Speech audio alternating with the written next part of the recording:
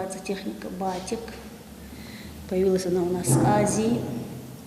Это роспись по ткани. Ткань может быть любой.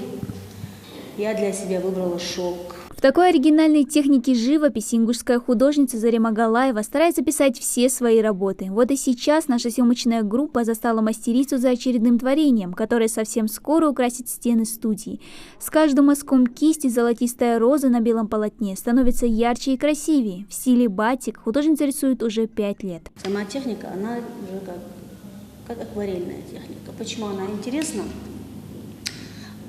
И в чем ее сложность? Ее сложность в том, что если вы уже какое-то пятно поставили не там, куда нужно его поставить, его уже переделать невозможно. Считаю, что работа испорчена. Поэтому она очень емкая и немножко, скажем, сложновата. Может быть, в этом это и есть ее интерес.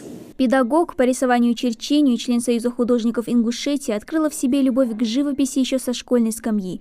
Пейзажи и натюрморты художница предпочитает рисовать именно в этих стилях, но больше всего ей приятнее писать картины в цветочном мотиве. Именно он передает всю яркость и многообразие цвета. Ты можешь действительно творчески на одном даже маленьком пространстве изобразить столько оттенков.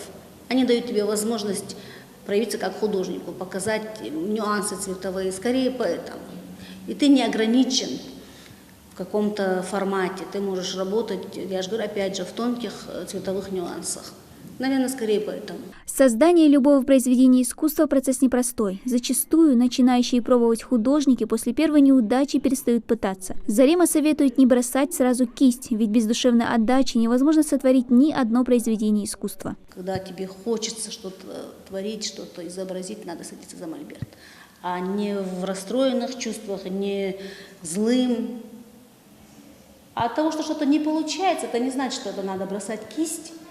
Просто нужно помыть кисть, отложить ее в сторону и вернуться к этому тогда, когда у тебя будет настрой. Художница воспитывалась в творческой семье, в искусстве нашла себя практически вся родня. Старшая сестра Эсет – художница и дизайнер одежды, брат Магомед занимается резьбой по дереву, а второй – Адам, тоже известный мастер. Он создает из металла совершенно уникальные изделия, которые не раз представлялись на выставках в музеях, рядом с творческими работами художницы. Любовь к искусству, делится Зарема, им досталась от отца, Хаджимурада Галаева. Хотя он был зубным техником, но он был резчиком по дереву, чего он еще, он выжигал по дереву, он работал с металлом, он работал с камнем. Он нам делал очень красивую такую резную мебель, дверцы он сделал нам. Вначале все это было, конечно, на бумаге.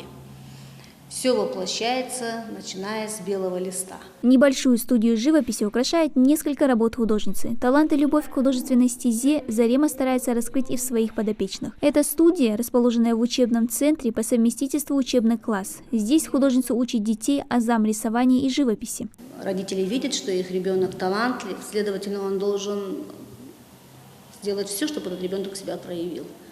Я думаю, не всем Всевышний дает талант, он дает талант только единицам.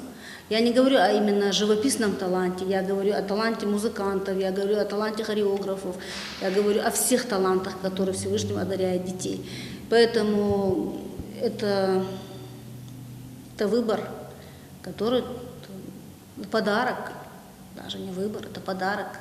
Раз уж такой дали тебе подарок, значит, ты должен реализоваться. Выпускница Грозненского педагогического вуза преподает здесь со дня открытия. Коридоры пестрят работами ее воспитанников, что не может не радовать самих детей. Мне нравится на них смотреть и вспоминать, как работу мы делали эти работы, сам процесс работы, и детей вспоминать, которые делали эту работу.